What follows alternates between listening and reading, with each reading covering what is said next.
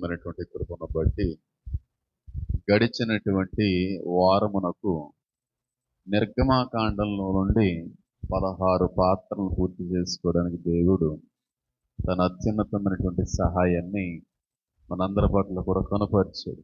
ఎన్ని పాత్రలేని 16 పాత్రలు. సుమారుగా జూలై మాసం చివరి భాగానికి మనం రావడం అనేది జరిగింది. బహుశా నిర్గమాకాండంలో నుండి ఈరోజు అలాగే విశ్రాంతినపు ఆరాధనలో జరిగేటువంటి సందేశాలతో ఇంకా నిర్గమాకాండానికి ఇంకా ఆగమనం అనేటువంటిది అందించాలనేది నాకు ఉద్దేశం. అంటే ఇంకెవరూ లేరా నిర్గమాకాండంలో మాట్లాడుకోవడానికంటే చాలామంది అయితే ఉన్నారు, కానీ ఇంకెలాగే మనం అనుకున్నాం కనుక నిర్గమాకాండం నుండి మనం వెలికి తీసేటువంటి ప్రస్తావించుకునేటువంటి ఆఖరి 2 పాత్రలు ఈరోజు ఎల్లుండి జరిగేటువంటి ఆరాధనలో నేను తెలియపరచడానికి ఇష్టపడతా ఉన్నాను. ఏదైనప్పుడు కూడా 16 పాత్రలు పూర్తి చేసుకుని 17వ పాత్రలోకి అడుగు పెట్టడానికి దేవుడు కృప అందించాడు. అది ఈరోజు మనం ధ్యానించుకునే పాత్ర ఆషామాషి పాత్ర కాదు, చిన్న చితక వ్యక్తి అంటూ అసలు కాదంటాను. అంత అద్భుతమైనటువంటి వ్యక్తి. బహుశా మీకు కూడా ఒక ఆలోచనలోకి రావాలి కనుక మీ మేధస్సు మీ ఆత్మీయతను కూడా ఒకసారి పరీక్షించాలనే ఉద్దేశం నాకు ఉంది కనుక నేను చెప్పాలనుకుంటున్నటువంటి ఆ వ్యక్తి ఎవరై ఉంటారో చెప్పడానికి ప్రయత్నించండి. పర్లేదు, చెప్పండి. ఇంక నిర్గమాకాండంలో ఇంకా ధ్యానించుకోవడానికి జ్ఞాపకం చేసుకోవడానికి ఇంకెవరైనా మిగిలిన వారు ఎవరైనా ఉంటే ఇంక వాళ్ళు ఎవరై ఉంటారు? ఇంకెవరున్నారు? కాలేబు అనకండి. కాలేబు మన 2 వారాల నుంచి కాలేబు అన్న. కాలేబు అన్న కూడా అసలు నిర్గమాకాండంలో కనబడతాడు. అసలు నిర్గమాకాండంలో కాలేబు అనేటువంటి పదమే కనబడదు, అసలు ఆయన ప్రస్తావనే కనబడదు. కానీ యెహోషువ అంటున్నారు. ఇంకెవరు ఉంటారు మిగిలిపోయిన వాళ్ళు? చెప్పండి, ఎవరు లేరా? ఇంక నిర్గమాకాండం నుంచి మనం మర్చిపోయిన వ్యక్తులు అంటే ఇంకెవరు లేరంట. ఇంకందరినీ పూర్తి చేసుకున్నాం. మరి ఈరోజు ఎవరి గురించి మరి పరిశీలించేది? అందరి గురించి మాట్లాడుకున్నాం. ఎలియాజర్ గురించి మాట్లాడుకున్నాం, ఎలియాజర్ యొక్క సంతానం గురించి మాట్లాడుకున్నాం. ఇలా చాలా రకాలైనటువంటి కుటుంబాల గురించి మనం మాట్లాడుకున్నాం. కానీ మోషే అనేటువంటి నాయకుడు ఒకడు ఉన్నాడో, లేవి గోత్రానికైన సింహంగా నడిపించబడ్డాడు. దేవుని యొక్క సన్నిధిలో దేవుని యొక్క ఇచ్చినటువంటి బాధ్యతలో నమ్మకంగా నడిచినటువంటి వ్యక్తి ఎవరైనా ఉన్నారంటే అది మోషే. అందులో సందేహం లేదు. మోషే గురించి మాట్లాడుకున్నాం, మోషే గారి యొక్క భార్య గురించి మాట్లాడుకున్నాం. కానీ మోషే యొక్క సంతానం గురించి మనం ఎవరం కూడా మాట్లాడుకోలేకపోయాం. ఈ రోజున అంత గొప్ప వ్యక్తి అయినటువంటి మోషే గారి యొక్క మనవడు గురించి మాట్లాడుకుందాం. వాళ్ళ యొక్క కుమారుడి గురించి తర్వాత వారంతో ముగింపుతో ఆ యొక్క చరిత్రని నేను ముగించాలని ఆలోచన ఉన్నాను. అయితే ఈ మనవడ గారిలో ఆ పేరు ఏంటి, ఆ మనవడ గారి గురించి ఏమి నేర్చుకోవాలన్నది అనే ప్రయత్నం కానీ చేసినట్టయితే మోషే గారి యొక్క మనవడ గారి పేరే షెబూయేలు. షెబూయేలు. అయితే ఆయన యొక్క పేరు కానీ ఆయన యొక్క ప్రస్తావన కానీ నిర్గమకాండంలో ఎక్కడ కూడా ఉండదు.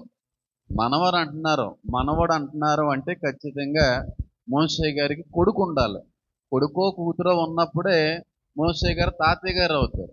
అయితే మరి మనవడి గారి యొక్క ప్రస్తావన నిర్గమాకాండంలో లేకపోవచ్చు, కానీ ఆ మనవడి గారికి జన్మనిచ్చినటువంటి తండ్రి గారి యొక్క ప్రస్తావనని జస్ట్ అలా మాట్లాడుకొని తర్వాత మనం వాక్య పరిశీలనలోకి వెళ్ళడానికి ప్రయత్నం అయితే చేద్దాం. ఒక్కసారి నిర్గమాకాండము 2వ అధ్యాయము, నిర్గమాకాండము 2వ అధ్యాయము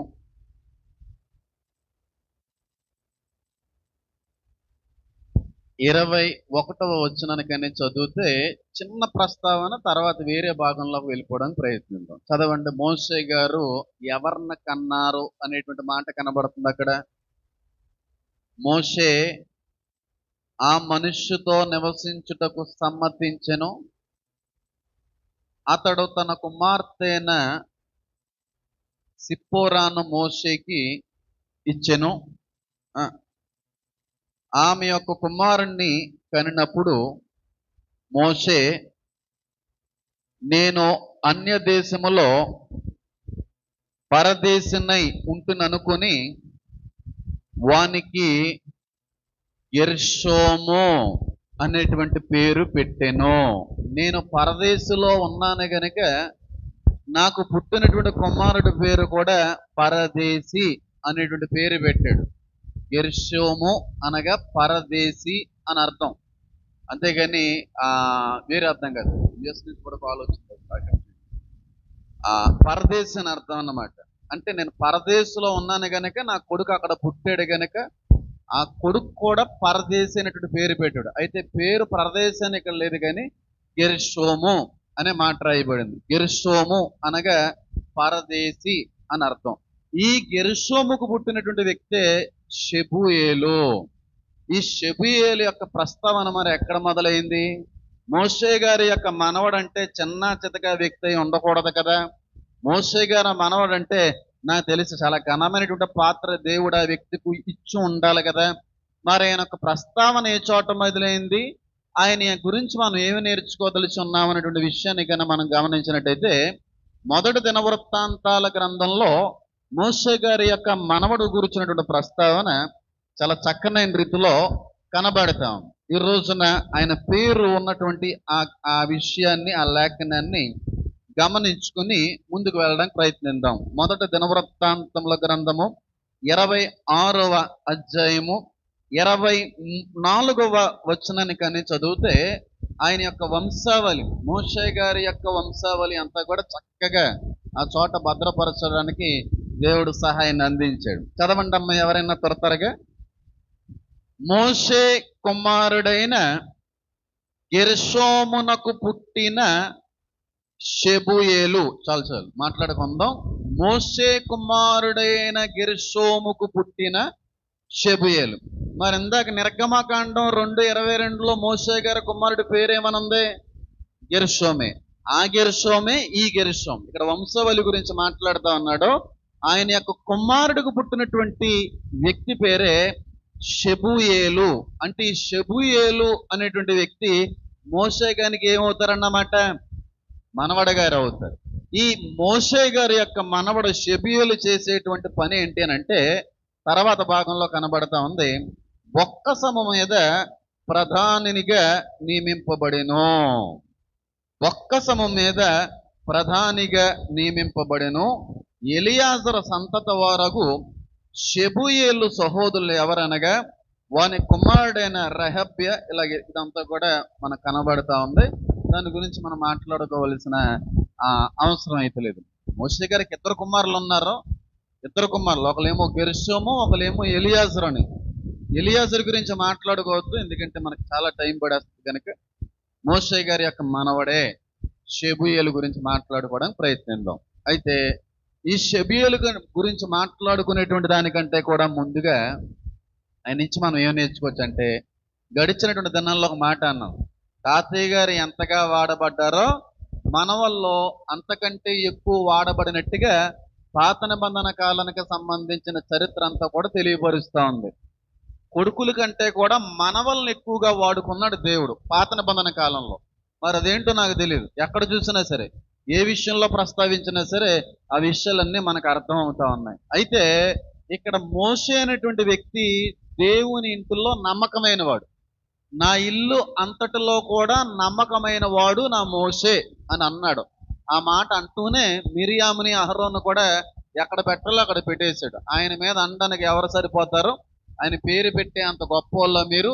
నా పరిచర్య ఎంత నమ్మకంగా చేస్తున్నాడో నాకు తెలుసు కనుక అలాంటి దైవజనుడి మీద కానీ నిందలు కానీ మోపుతే ఖచ్చితంగా మాత్రం మీరు ఇబ్బంది పడతారని చెప్పి కుష్టు తెచ్చి పెట్టేశాడు, సందేహం లేకుండా. ఇదంతా మనకు తెలిసిన విషయమే, మనం ఆల్రెడీ పరిశీలించిన విషయమే. ఆయన తప్పు చేశాడా తప్పు చేయలేదనేది వేరే విషయం. ఆ నండానికి మాత్రం మీరు సరిపోరు. ఎందుకంటే పరిచర్య చాలా నమ్మకంగా జరిగిస్తున్నాడు కనుక ఆ వ్యక్తిని అన్న కారణాన్ని బట్టి తొక్కేసినటువంటి చరిత్ర బైబిల్ గ్రంథంలో మనకు కనబడతా ఉంది. అయితే మోషే గారు దేవుని యొక్క ఇంటి అంతట్లో కూడా నమ్మకమైన వాడు.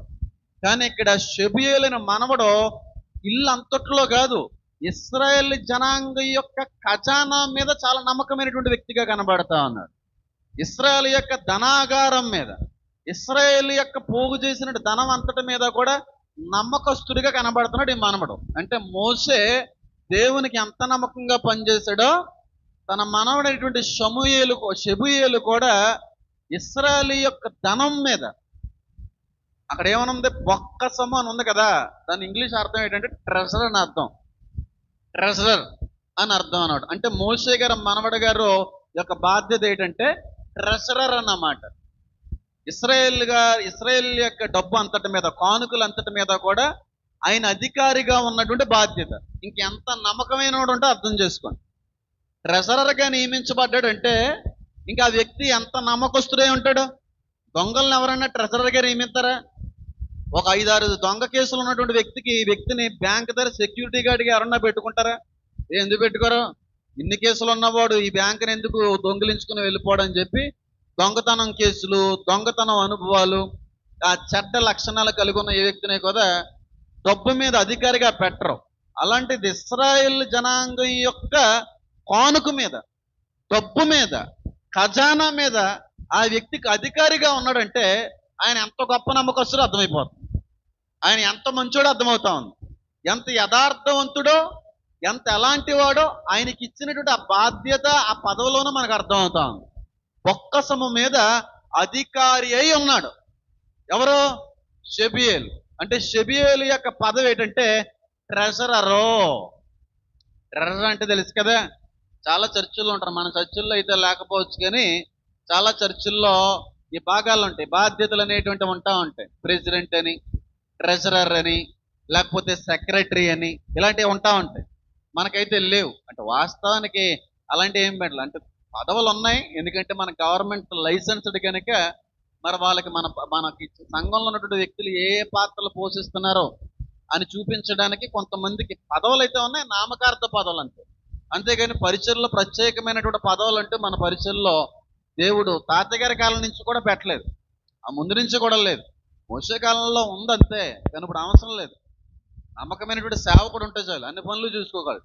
అంతేగాని సెక్రటరీ ఒకడో, ప్రెసిడెంట్ ఒకడో, ఆ ట్రెజరర్ ఒకడో అని అవసరం లేదు. అంటే కొన్ని పరిచయలు ఉన్నాయి, వాళ్ళని తప్పు పట్టట్లేదు. కానీ ఏ ట్రెజరర్గా నియమింపబడినా సరే ఆ వ్యక్తి చాలా నమ్మకస్తుడై ఉండాలి.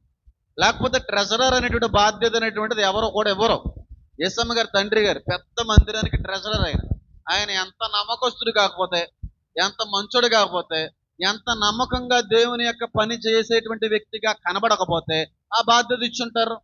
దొంగోడు, లేకపోతే దొంగతనం చేసే వ్యక్తి, లేకపోతే ఇంకోటి ఉన్నటువంటి ఆ నెపాలు ఉన్న వ్యక్తులు అనుకోండి, అలాంటి బాధ్యతలు ఎవరు. ఇలా షెబూయేలుకి ట్రెజరర్ బాధ్యత ఇచ్చారన్నమాట. తాతయ్య గారేమో ఇల్లు అంతట్లో నమ్మకమైన వాడు, మనవడి గారేమో ట్రెజరర్, డబ్బు మీద నమ్మకమైన వాడు అన్నమాట. కానుక మీద అంత నమ్మకంగా పనిచేశాడు ఆయన. అర్థం చేసుకోండి ఎంత గొప్ప వ్యక్తి ఆయన. ఆ ఖజానా మీద ఆయన అధికారిగా నిలబడ్డాడంటే ఇంక ఎంత నమ్మకస్తుడో, ఎంత యథార్థవంతుడో మనకు అర్థమైపోతాం. అలాంటి పదవి, అలాంటి బాధ్యత ఈ షెబూయేలుకి కట్టబెట్టాడు దేవుడు. అంటే వీళ్ళ కింద చాలా మంది అధికారులు ఉన్నారు. మోషే గారి యొక్క వంశంలో నుంచి వచ్చిన వ్యక్తుల్నే ఈ ట్రెజరర్ బాధ్యతలు మన వాళ్ళందరినీ ఉంచాడు. మరి అదేటో తెలియదు దేవుడు. ఎందుకంటే నమ్మకమైనోడికి నమ్మకమైన వాళ్ళే పడతారు, దొంగలే పడతారు. కాబట్టి నమ్మకమైన వాడు కనుక ఆ నమ్మకమైన కుటుంబంలో ఉన్నటువంటి వ్యక్తుల్ని ట్రెజరర్స్గా దేవుడు నియమించుకున్నాడు. ఎందుకో నాకు తెలియదు, నియమించుకున్నాడు. ఎందుకంటే వాళ్ళలో కొన్ని మంచి లక్షణాలు, నమ్మకమైనటువంటి లక్షణాలు దేవుడు ఏమన్నా గ్రహించడేమో ఆ బాధ్యత ఇచ్చేసాడు. ఇక్కడ మీరు కానీ గమనిస్తే తాతయ్య గారు ఎంత నమ్మకమైనడో మనవడు కూడా అంతకు మించిన నమ్మకమైనడు. కానీ ఈ రోజుల్లో తాతలు చాలా నమ్మకంగా ఉంటారు, అమ్మమ్మలో నానమ్మలో చాలా నమ్మకంగా పనిచేస్తూ ఉంటారు. రూపాయి కూర ఆ పరాయి వ్యక్తులు ఆశించకుండా జీవించేటువంటి అనుభవాలు తాతల్లో అమ్మమ్మల్లో ఉంటాయి. కానీ వాళ్ళకి పుట్టిన మనవల్లో మనవరాళ్ళు ఉంటారు, వాళ్ళకి లేని దొలరంగా అలవాట్లన్నీ వీళ్ళకి కనబడతా ఉంటాయి. అమ్మమ్మ గారు చాలా మంచోళ్ళే, తాతయ్య గారు చాలా మంచోళ్ళే, నానమ్మ గారు అందరూ కూడా చాలా యథార్థవంతులు, చాలా నీతిగా, న్యాయంగా, నమ్మకంగా పనిచేసిన వాళ్ళే. కానీ వాళ్ళ తర్వాత వచ్చినటువంటి మనవరాల్లో మాత్రం ఏ లక్షణాలు కనబడతా ఉంటాయి? దొంగ లక్షణాలు. వాళ్ళు ఎప్పుడూ కూడా పొరుగు వాళ్ళు ఆశించకూడదు, దొంగతనం చేయకూడదు అనేటువంటి జీవితాల అనుభవాలు వాళ్ళే. కానీ వీళ్ళు తర్వాత వచ్చిన వాళ్ళు అయితే మాత్రం ఊరోళ్ళది వాళ్ళది ఏది అయినా సరే దొంగిలించేద్దాం అన్నటువంటి అనుభవాలు కనబడతా ఉంటాయి. ఉంటాయా లేవంటారా? అలాంటి వాళ్ళు ఉంటారా ఉండరా? తాతలో అమ్మమ్మలో నాన్నమ్మలో నీతిగా న్యాయంగా బతికినా వాళ్ళ కడుపును పుట్టకపోయినటువంటి ఆ మనవరాల్లో మాత్రం చాలా దొంగలుగా బతుకుతారు. ఎప్పుడు కూడా వాళ్ళది దోచేసుకుందామా, వీళ్ళు దోచేసుకుందామా, వాళ్ళు తీసేసుకుందామా, వీళ్ళు తీసేసుకుందామా. వీళ్ళ రూపాయి ఉండదు అందులో, వీళ్ళ కష్టార్జిత ఉండదు, వీళ్ళ చెమట అంటే ఏమి ఉండదు. కానీ అందరే కావాలి, అందరే లాగేసుకోవాలి, ఆ టైప్ ఉంటారు. ఎవరంటే వెనకాల మానవులు. అయితే ఈ నేర్పలేదు మా అమ్మమ్మ గారు కావచ్చు, మా తాతయ్య గారు కావచ్చు, ఏమీ నేర్పలేదు. మా తాతయ్య గారు అమ్మమ్మ గారు నేర్పినటువంటి ఆత్మీయ పాఠాలతో పాటుగా జీవిత సత్యాలు కూడా గుర్తు ఎరిగినటువంటి వ్యక్తిగా నేను ఉన్నాను కనుకే దేవుడు ఈ ఈ ఈ కొద్దిపాటి మంచి నమ్మకమైన మనసైనా అందించడేమో అనుకుంటా ఉంటాను. ఎందుకంటే ఎప్పుడు కూడా అమ్మమ్మ గారు పరాయోల్ది ఆశించేటువంటి లక్షణం ఎప్పుడు కూడా ఆవిడ నేర్పలేదు నాకు. ఎప్పుడైనా ఏ ఫ్రెండ్ దగ్గరైనా ఒక మంచి మోడల్ షార్ప్నర్, పెన్సిల్ చెక్కునేటువంటి షార్ప్నర్ ఫ్రెండ్ని అడిగి ఎవరే మళ్ళీ రేపు ఇచ్చేస్తానరా అని ఇంటికి తెచ్చుకున్నా, నువ్వు అర్జెంటుగా ఇస్తావా లేదా, నువ్వు అర్జెంటుగా ఇస్తావా లేదా, ఎందుకు తీసుకొచ్చావు అని చెప్పి పదే పదే పదే పదే నన్ను ఇబ్బంది పెట్టేటువంటి రీతిలో నా జీవితం కనబడతామండి. అది ఫ్రెండ్ సమ్మతంతో, ఫ్రెండ్ ఇష్టపూర్వకంగా, ఫ్రెండ్ తీసుకో అని చెప్తే ఇంటికి తీసుకొని వచ్చినటువంటి విషయం అయినప్పటికీ కూడా దాన్ని చూసిన మా అమ్మగారు కావచ్చు, అమ్మమ్మ గారు కావచ్చు, అసలు ఎందుకు తెచ్చావు నువ్వు, నీకు ఉన్నాయి సరిపోలేదా, ఆడిది ఎందుకు నీకు, ఆడిస్తే మాత్రం తెచ్చుకుంటావా, నీకు సిగ్గు లేదా, ఇచ్చేస్తావా లేదా అని చెప్పి పొద్దున్న లెగిసేంత వరకు కూడా టార్చర్ పెట్టిస్తుంది అమ్మమ్మ. దొంగిలించలేదు నేను, ఎవరిదే కూడా అపహరించుకొని వచ్చేలేదు, ఎవరిదే కూడా అర్థాంతరంగా నేను తీసుకుని వచ్చిన అనుభవం కూడా లేదు. వాళ్ళు ఇష్టపూర్వకంగా ఇచ్చినదైనా సరే పరాయోల్ది ఎప్పుడూ కూడా ముట్టకూడదు అని పెంచింది మా అమ్మమ్మ. పరాయోల్ నీ కష్టార్జితమే నీదవుతుంది, నువ్వు కష్టపడిందే నీదవుతుంది, నీ తల్లిదండ్రులు ఇచ్చిందే నీదవుతుంది తప్ప పరాయోల్ది ఏదైనా సరే పరాయోల్దే అవుతుంది. కాబట్టి ముట్టుకోకూడదు అనేది అమ్మమ్మ. అలాగ నేర్పించేటువంటి అమ్మమ్మలు తాతయ్యలు ఉన్నారంటే ఈ రోజున వీళ్ళు అమ్మమ్మ దగ్గరికి వెళ్ళు బాగా లాగేసుకొని రా, వీళ్ళ అమ్మమ్మ దగ్గరికి వెళ్ళు ఆ ముత్యాల హారం ఏదో రకంగా నీకు ఇచ్చేట్టు కదా, ఏదో రకంగా ట్రాక్ చేసేయి. ఇలాగా ఇలాంటి కేడి బుద్ధులన్నీ నేర్పుతున్నారు కూతుర్లుని కొడుకులు. ఎవరికి? సొంతోళ్ళకి. అలాంటి అమ్మమ్మలు ఉన్నారా, అలాంటి నానమ్మలు ఉన్నారా? ఏమే ఆ బంగారు కొలుసు ఎవరికి ఇచ్చొద్దో ఆ చివరిలో నువ్వు ఈ టైంలో నువ్వు వెళ్ళి ఏదో రకంగా మ్యానిపులేట్ చేయి, ఏదో రకంగా బొట్టలో వేసేసుకో. ఆ బొట్టలో వేసుకోవడానికి ఆవిడ ఏమైనా పువ్వా లేకపోతే బూరా చేసి అమ్మమ్మ దగ్గరికి వెళ్ళి గోకేమే, అమ్మమ్మ దగ్గరికి వెళ్ళి బిస్కెట్ అయ్యి, అమ్మమ్మ దగ్గరికి వెళ్ళి అయి చేయి, ఈ చేయి అని చెప్పి దొంగతనాలు నేర్పేటువంటి తల్లిదండ్రులు ఉన్నారు. లేరని చెప్పండి, నేను పేర్లు చెప్తాను.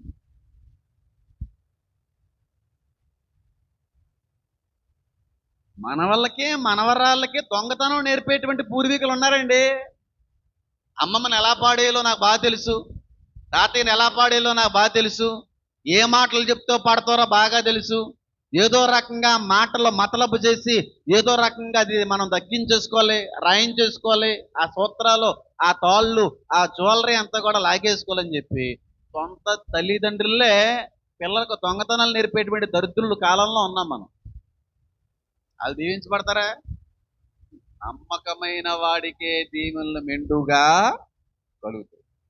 నమ్మకస్తులకే తప్ప అపనమ్మకస్తులకి దొంగలకే ఆ దీవెనలు మెండుగా కలుగుతాయని ఎక్కడ లేవు. అలాంటి దరిద్రులు ఉన్నారండి చాలా చోట్ల. పిల్లలకు దొంగ లక్షణాలు నేర్పేటువంటి దరిద్రులు తల్లిదండ్రులే. మళ్ళీ అమ్మమ్మ దగ్గరికి వెళ్ళి ఇదే ఈ బిస్కెట్, తాత దగ్గరికి వెళ్ళి ఆ బిస్కెట్, ఈ మాటలేస్తా పడిపోతారు, అలా అంతేలే అన్నట్టుగా ట్రాపింగ్ చేసేటువంటి దరిద్రులు చాలా చోట్ల కనబడతా ఉంది. ఏమో మా అమ్మమ్మ గారిలో మాత్రం ఎప్పుడు అలాంటి అనుభవం లేదు. ఉంటారా లేదండి? అమ్మమ్మలో తాతయ్యలు గోడెక్కి చుతురికెళ్ళకి వచ్చారా, మామిడికాయలు ఎట్టుకొచ్చారా, ఆ గంప కింద ఉన్న కోడిని ఎత్తుకొచ్చారా అని చెప్పి దొంగతనాలు నేర్పేటువంటి అమ్మమ్మలో తాతయ్యలు కూడా చాలా రోజులు చాలా చోట్ల కనబడ్డారు నాకు. ఇప్పటికే కనబడుతున్నారు అలాంటి దరిద్రులు దిక్కుమాలోని. ముసలోల్ని ట్రాప్ చేయడం ఏంటి నాకు తెలియగడుగుతాను, మాటలు పడగొడేస్తున్నావులే, పడగొడతావు నిన్ను పడగొట్టి కూడా ఒకడు ఉన్నాడని తెలియక నీకు. నిన్ను పడగట్టేటువంటి వ్యక్తి ఒకడు ఉన్నాడని నీకు తెలియక ఆ టైం వస్తుంది అప్పుడు నువ్వు పడిది. కానీ రోడ్డు మీద ఊరకొక్క పుట్టినటువంటి పిల్లని తీసుకుని వచ్చిన అమ్మ ఊరుకునేది కదండి. ఊరకొక్క రోడ్డు మీద వదిలేసినటువంటి ఆ ఊరకొక్క పిల్లని తీసుకుని వస్తే ఇంటికి ఎత్తావా లేదా, పెట్టేస్తావా లేదా, అక్కడ ఎడతావా లేదని తినేసి నీదాదేమన్నా నా తల్లి ఎడుతుంటుందిరా, ఆ తల్లి ఎడుతూ ఉంటుంది ఎలా తీసుకొస్తావు అని చెప్పి ఎంతగా ఇబ్బంది పెట్టి పంపించేస్తుందో. ఇది కాదు, అది ఇది కాదంటాను ఉండదు ఎప్పుడు అమ్మ. ఈరోజు అలా పెంచేటువంటి పిల్లల కంటే కూడా వాళ్ళది తోచేసుకోండి, వీళ్ళు చేసేసుకోండి, ఏదో రకంగా వాళ్ళది రాయించేసుకోండి, ఏదో రకంగా వాళ్ళని పడగొట్టేయండి, ఏదో రకంగా వాళ్ళని మ్యానిపులేట్ చేసేయండి అని చెప్పి దొంగ బుద్ధులు నేర్పేటువంటి పెద్దలే చాలా చోట్ల కనబడుతున్నారు.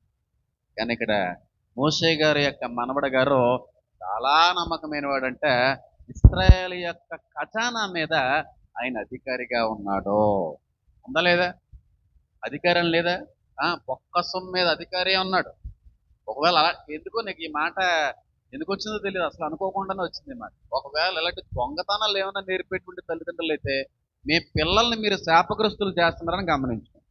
ముసలోళ్ళని ఎలా పాడేయాలి, అమ్మమ్మల్ని ఎలా పాడేయాలి, నానమ్మల్ని ఎలా పాడేయాలి, తాతల్ని ఎలా పాడేయాలి, ఇలాంటి దరిద్రగొట్టు లక్షణాలు కానీ అనుభవాలు కానీ మీలో కనబట్టినా నేర్పించినా మిమ్మల్ని మీ పిల్లల్ని దేవుడు తోలు తీసేస్తాడు చెప్తున్నాను. అమాయకులను చేసి ఆడిస్తూ ఉంటారు కొంతమంది. మాటల మాంత్రికులు అంటారు. త్రివిక్రమ్ కాదు, మాటల మాంత్రికులు.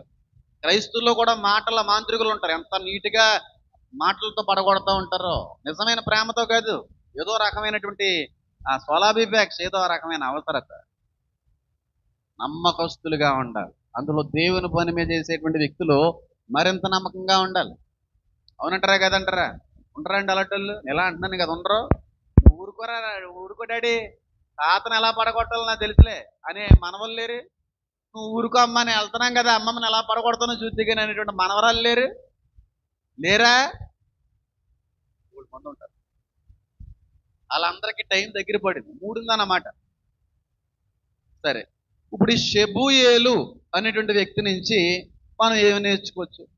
ఆయన నుంచి ఆత్మీయంగానూ ఆధ్యాత్మిక పాఠాలు నేర్చుకునేటువంటి అవకాశం దేవుడు ఏదైనా సరే ధర్మశాస్త్రంలో ఉంచగలిగాడా అనేటువంటి విషయాన్ని కానీ మనం గమనించుకోగలిగితే షెబూయేలు యొక్క పాత్రని తెలియపరుస్తోంది. ఆయనకి ఇచ్చినటువంటి బాధ్యత మనకు నేర్పుతా ఉంది. ఆయన చాలా గొప్ప నమ్మకస్తుడని, మంచోడని. ఆయనకు ఉన్నటువంటి బాధ్యత చెప్తుంది కదండి గొప్ప పాఠం. ఆయనకు ఉన్నటువంటి ఆ ఉద్యోగమే చెప్తా ఉంది ఆయన ఎంత గొప్ప నమ్మకస్తుడు, ఎంత యథార్థవంతుడు, ఎంత మంచోడు అని చెప్పి. ఇంకా ఆయన గురించి నేర్చుకోవడానికి ఏముంటది? ఆ బాధ్యత నుంచే బోల్డ్ అనే పాఠాలు నేర్చేసుకోవచ్చు. లెక్కలేనటువంటి ఆత్మీయ అనుభవాలు నేర్చుకునే అవకాశం షెబూయేలు నుంచి ఉంది. అయితే షెబూయేలు అనే పాత్ర ప్రస్తావన కనుక ఆయన నుంచి మనం ఏమి నేర్చుకోవచ్చు అనేటువంటి విషయాన్ని కనుక మనం గమనిస్తే ఒక పాఠాన్ని మాత్రం ఖచ్చితంగా నేర్చుకోగలం. ఏంటి అనంటే దేవుడి పనిలో చాలా నమ్మకంగా పనిచేయాలి. దేవుడి యొక్క పనిలో చాలా నమ్మకంగా పనిచేయాలి. అందులో దేవుడు పరిచర్యకు సంబంధించిన డబ్బు విషయంలో ఇంకా నమ్మకంగా పనిచేయాలి. కానుక విషయంలో కావచ్చు, డబ్బు విషయంలో కావచ్చు, చాలా నమ్మకంగా పనిచేయవలసినటువంటి అవసరత ఉన్నది అని చెప్పి తెలియపరిచేటువంటి పాత్ర ఈ షెబూయేలు.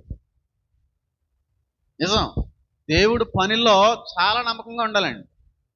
దేవుడు కానుక విషయంలో చాలా నమ్మకంగా ఉండాలి. అలాంటి బాధ్యతలు దేవుడు ఎవరికైనా అప్పచెప్పాడు అనుకోండి, చాలా నమ్మకమైనటువంటి వ్యక్తులుగా ఉండాలి తప్ప వాటిలో సైతం దొంగతనం చేసేటువంటి వ్యక్తులైతే మీరు మీ బిడ్డలు కూడా శపించబడతారు. నిజంగా చెప్తున్నాను, చాలా పరిచయంలో ట్రెజరర్స్ అనేటువంటి వ్యక్తులు ఉంటా ఉంటారు. ట్రెజరర్లు ఎంత కానుక వచ్చినా సరే వాళ్ళ చేతుల ఆధీనంలోనే ఉంటుంది ఆ కానుక అంతా కూడా. ఎంత కానుక వచ్చినా సరే వాళ్ళే రాస్తూ ఉంటారు, వాళ్ళే దాన్ని చక్కగా భద్రపరుస్తూ ఉంటారు. అలాంటి ట్రెజరర్స్ మరింత నమ్మకంగా ఉండాలి. అంతేగాని ఎవరో చూడట్లేదు కదా, ఎవరు చూసి వచ్చారులే అని చెప్పి దేవుని యొక్క ధనాన్ని దొంగిలించేటువంటి ట్రెజరర్స్ అయితే వారి బిడ్డలో కూడా శాపగ్రస్తులే. చాలా భయంకరమైనటువంటి శాపం వెంటాడేస్తుంది. అంటే మన పరిచయలు అలాంటివి లేకపోవచ్చు, కానీ లోకంలో చాలా మందిరాల్లో, చాలా పరిచయల్లో ట్రెజరర్స్ రూపంలో ఉన్న దొంగలు చాలా మంది కనబడుతున్నారు. వాళ్ళు పైకి నమ్మకస్తులుగానే కనబడతా ఉంటారు, పైకి పాస్టర్ గారి దగ్గర చాలా యథార్థవంతులుగానే నటిస్తూ ఉంటారు, కానీ వాళ్ళ యొక్క దొంగ హృదయం అనేటువంటిది మాత్రం బయటికి కనబడనివ్వరు. చాలా పరిచయల్లో ట్రెజరర్స్ అనేటువంటి వ్యక్తులు అందరూ ఇలాగ ఉంటారని అనట్లేదు, కానీ 160% మంది ట్రెజరర్స్ దొంగలే ఉన్నారు.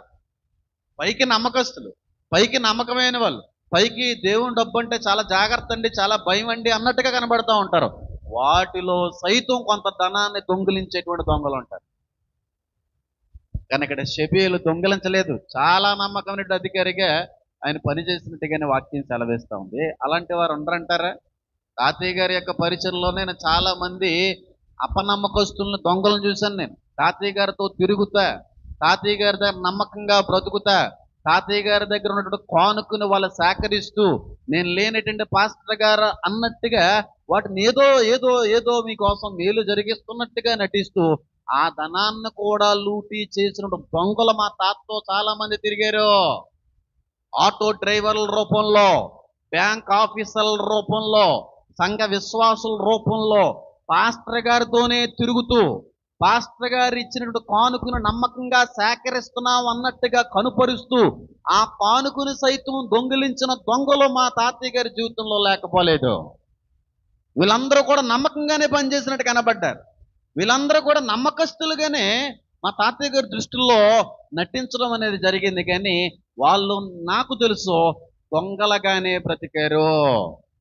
పారసామ్యులు గారితో తిరుగుతూ, దైవజనుడితో తిరుగుతూ ఎంతో నమ్మకంగా ఉండవలసినటువంటి వ్యక్తులు ఆయన డబ్బును సైతం దొంగిలించి ఈరోజు పాస్టర్లుగా చలామణి అవుతున్నటువంటి వ్యక్తులు లేకపోలేదు. పేర్లు నేను చెప్పకూడదు. కానీ ఎంత నమ్మకంగా ఉండాలండి? దేవుడు పని అంటే ఎంత నమ్మకంగా ఉండాలి? దేవుడు కానుక అంటే ఎంత నమ్మకంగా ఉండాలి? దైవజనుడు ఒక పని దేవుని నిమిత్తం అప్పచెప్పాడంటే ఆ పనిని ఎంత నమ్మకంగా జరిగించాలి. కానీ తాతయ్య గారి విషయంలో జరగలేదు. ఎవరినైతే ఎక్కువగా నమ్మారో వాళ్ళ వల్లే ఎక్కువగా నష్టపోయారు. ఎవరైతే నమ్మకస్తులని చెప్పి అనుకున్నారో వాళ్ళే ఒకానొక రోజున వెన్నుపోటు పొడిచి ఇబ్బంది పెట్టారు. అలాంటి వ్యక్తులు ఉంటారు. పాపం వాళ్ళకి వాక్యం సరిగ్గా తెలియక ఇలాంటి వాక్యాన్ని బోధించేటువంటి సేవకులు లేక నాకైతే తెలియదు. కానీ దేవుని పని నిమిత్తమైన ధనంలో చాలా జాగ్రత్త ఉండాలి, చాలా భయం ఉండాలి, అన్నిటికీ మించిన నమ్మకం ఖచ్చితంగా ఉండాలి. దేవుడు ధనం అంటే అగ్గుతో సమానం అంటా ఉంటుంది మా అమ్మ ఎప్పుడు కూడా. దేవుడు డబ్బు అంటే అగ్గుతో సమానం అని చెప్పి ఇప్పటికి కొన్ని మార్లు మా తాతయ్య గారి నోట, మా అమ్మగారి నోట అనేక సార్లు నేను విన్నాను. దేవుడు డబ్బు అని తెలుసు, దేవుని యొక్క కష్టార్జితం అని తెలుసు, దేవుని నిమిత్తం వచ్చిన ధనం అని తెలుసు కూడా చాలా మంది దేవుని యొక్క ధనాన్ని దొంగిలించేటువంటి దొంగలు ఉంటారు. తాతయ్య గారి జీవితంలో నేను చూశాను కాబట్టి చెప్తున్నాను. చాలా మంది దొంగలు కనబడ్డారు ఆయన జీవితంలో. దేవుడి పేరట వచ్చిన కానుకని బైబిల్లో నుంచి ఎత్తుకుపోయేటువంటి దొంగలు, దైవజనుడి యొక్క కానుకని, దేవుడిచ్చినటువంటి ధనాన్ని అర్థాంతరంగా లోపలికి వచ్చి లూటీ చేసినటువంటి దొంగలు. పాస్టర్ గారండి ఎందుకండి ఇంటికి పట్టుకెళ్ళడం కానుక, నాకు ఇచ్చేస్తే బ్యాంకులో వేసేస్తాను కదండి, వడ్డీ వస్తుంది కదండి అన్నట్టుగా ఆయన మాయమాటలు చెప్పి బ్యాంకులో దాస్తూ ఇంతకీ ఎంత ఇచ్చారు ఏంటనేటువంటి రాతపోతలు కూడా ఏమీ లేకుండా అర్థాంతరంగా దొంగిలించిన దొంగలు మా తాతయ్య గారి జీవితంలో బోల్డంతమంది ఉన్నారు. కానీ వాళ్ళకి తెలియని విషయం ఏంటో తెలుసా? దేవుని యొక్క ధన విషయంలో జాగ్రత్త కలిగి ఉండాలి, నమ్మకం మరింత కలిగి ఉండాలని చెప్పి మరింత కలిగి ఉండాలి. ఈరోజు పాస్టర్లు అయిపోయారు. పాస్టర్లలో పైగా చెప్పే మాట, పారసామ్యులు గారి దగ్గర ఆత్మీయ కుమారుణ్ణి నేను, నీ పొందేం కది ఆయన కోరిక కూడా సరిపోరా సన్నాసి, నువ్వు ఎంత దొంగిలించవో రాతలతో నేను చెప్పగలను. పాస్టర్ గారి యొక్క గదిలోకి వచ్చి నువ్వు ఎంత దొంగిలించావో నేను ఈ రోజుకి కూడా చెప్పగలను. ఆటో డ్రైవర్ రూపంలో వచ్చి పెట్టినటువంటి బైబిల్లో నుంచి ఎంతమంది ఎన్నిసార్లు దొంగిలించారో కల్లారా నేను నా దైవజనరాలు చూసిన అనుభవాలు అనేకమైనవి ఉన్నాయి. పైగా ఆ నెపాలన్నీ కూడా ఎవరి మీదకి వచ్చాయో కూడా మీకు తెలియదే. మా అమ్మమ్మ గారు నేను పరీక్షించిన అనేక సందర్భాల్లో దొరికేసినారు దొంగలందరూనే. దేవుడు ధనం అని తెలిసి, దైవజనుడి యొక్క డబ్బు అని తెలిసి, దేవుడి దగ్గర చాలా నమ్మకంగా పని చేయాలని తెలిసి, దేవుడు డబ్బు అంటే చాలా జాగ్రత్తగా ఉండాలిరా బాబు అనేటు భయం లేకుండా నమ్మకంగా అప్పచెప్పినటువంటి పనిలో దొంగలు తయారయ్యారు అని అంటాను నేను. ఇక్కడ షబీయేలు ఎలాంటి బాధ్యత కలిగి ఉన్నాడు? ట్రెజరర్ బాధ్యతలో ఉన్నాడే. చాలా నమ్మకమైనటువంటి రీతిలో ఆ వ్యక్తి యొక్క బాధ్యత నిర్వర్తించాడు అంటాను. లేరండి ఈ రోజున ట్రెజరర్స్ అనేటువంటి పేరే తప్ప ఆ ట్రెజరర్స్లో ఏమి లేదు, నీతి లేదు, నమ్మకం లేదు, న్యాయం అంటూ ఇంకేమీ లేదు. డబ్బులు వస్తున్నాయి, ఏదో చేతిలో పెడుతున్నారు, మనం అంతా జాగ్రత్తగా సేకరిస్తున్నాం అన్నట్టుగా నటిస్తున్నారు తప్ప ఎంత ఎంత సైడ్ వేస్తున్నారో నాకు తెలుసు.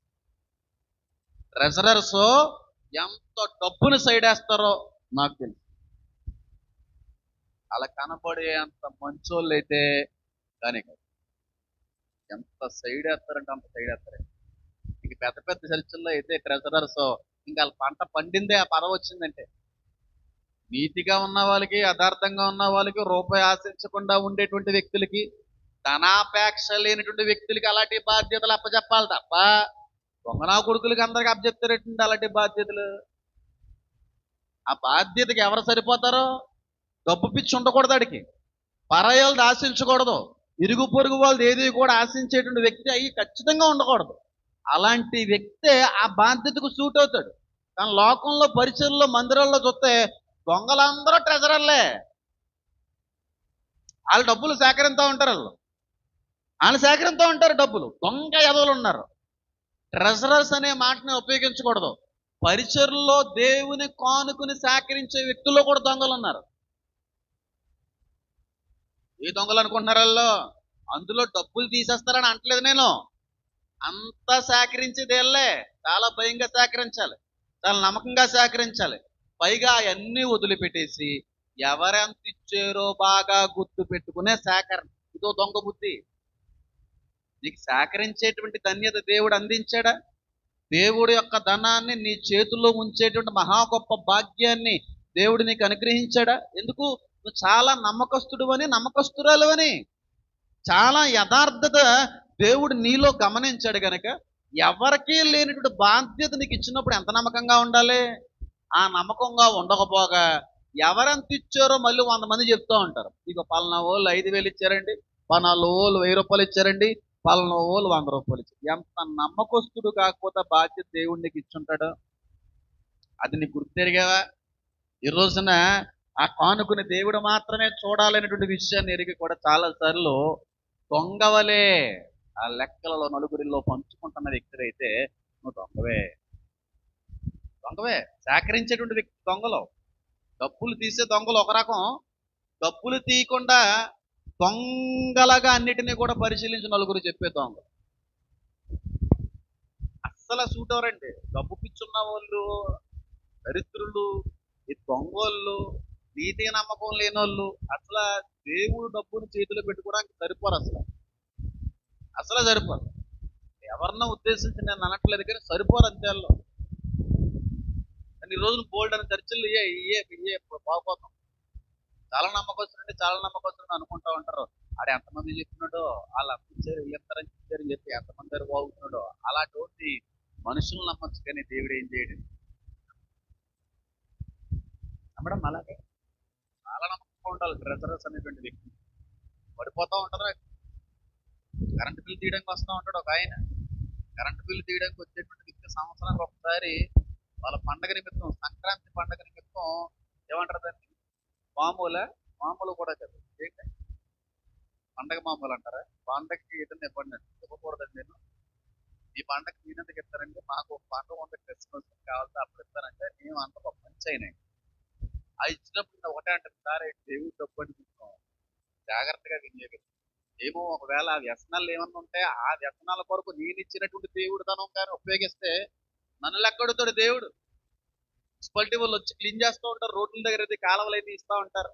వాళ్ళకి ఎంతో కొంత మామూలైనటువంటిది ఇస్తూ ఉంటారు. బాబు జాగ్రత్త, గిగరెట్లు కాల్చేవి కనుక దేవుడు తోలు తీసేస్తాను. నాకు ఆ భయం ఉండాలి.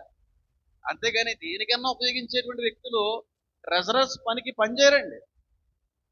రోజుల క్రితం ఏదో ఒక వ్యక్తికి ఇబ్బంది అయితే వాళ్ళు పొద్దున్నే ఫోన్ చేశారు, తమ్ముడు నాకు అర్జెంటుగా అంటే సరే అక్క అని చెప్పి ఉన్న దాంట్లోనే, వాస్తవానికి లేవు, అది దేవుడు నా చేతిలో నాయంతో ఉంటూ ఇచ్చును, లేవు ఫోన్లే దేవుడి పని మీదే కదా అని చెప్పి, సహాయం చేసే విషయమే కదా అని చెప్పి దేవుడు డబ్బును పంపించారు. కొంత డబ్బు పంపించినటువంటి వ్యక్తితో మళ్ళీ చెప్పించారు, ఏమండి ఇది పూజా కార్యక్రమాలకని మరొక అన్ని రీతి సంబంధమైన పనుల కొరకు వినియోగించకండి, మంచి పని కొరకు ఉపయోగించండి, దేవుడు ధనం అంటే చెప్పి పంపించాను. ఎందుకంటే నాకు భయం. అది దేవుడు డబ్బును ముట్టుకోవడం ఎంత భయమో, దేవుడు డబ్బుని వినియోగించేటువంటి విధానాల్లో తేడాలు కనబడితే ఏమవుతుందో నాకు అంతకంటే భయం.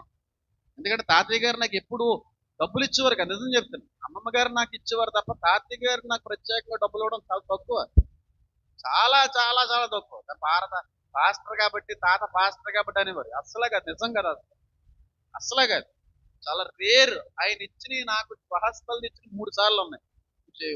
బండి విషయంలో 3 సార్లే, బాగా గుర్తున్నది. ఎప్పుడన్నా ఇచ్చినప్పుడు ఆయన ఒకే ఒక మాట అని ఇచ్చేవారు, ఇదిగో దేవుడు డబ్బు ఇస్తున్నాను నీకు, దేవుడు డబ్బులు ఇస్తున్నాను నీకండి చెప్పి 100 సార్లు, వెళ్ళిపోయేటప్పుడు 100 సార్లు, తీసుకునేటప్పుడు 100 సార్లు, మళ్ళీ వచ్చిన తర్వాత బాబు దేవుడు డబ్బులు ఏం చేసావో అని అడుగుతూ ఉంటారు. ఆ భయం ఉండాలి, ఆ జాగ్రత్త అనేది ఉండాలి, ఆ వణుకు అనేటువంటిది ఉండాలి దేవుడు డబ్బు అంటే. అంతేగాని ఎవరు చూస్తున్నారులే అని చెప్పి దేవుడు డబ్బును దుర్వినియోగపరిచేటువంటి క్రైస్తవ సంఘ పెద్దలు చాలా మంది ఉన్నారు. చాలా ఇబ్బంది పడిపోతారు. అది శాపంగా మారిపోతుంది. ఆ రూపాయి దేవుడి దృష్టిలో కొన్ని కోట్లుగా ఇస్తాడు. అది 2 కాసులు విధవరాలు ఇచ్చింది, కానీ దేవుని దృష్టిని ఆకర్షించింది. ఆ రూపాయి 100 రూపాయలే కావచ్చు దేవుడి డబ్బులు, కానీ దేవుడు 100 కోట్లుగా ఇస్తాడు. అంటే నువ్వు దొంగతనం చేసింది ఎంత అన్నమాట? 100 కోట్లకు పైగానే. దాని యొక్క శిక్ష మామూలుగా ఉంటుందా? దేవుడి డబ్బును దొంగిలించేటువంటి వ్యక్తి, దేవుడి డబ్బును దొంగిలించేటువంటి విశ్వాసం, ఒక నమ్మకమైనటువంటి బాధ్యతను దైవజనుడు కానీ అప్పచెప్పితే ఆ బాధ్యతను నమ్మకంగా చేయవలసింది పోగా దొంగతనం చేసేటువంటి వ్యక్తులు అనేక చోట్ల కనబడతారు.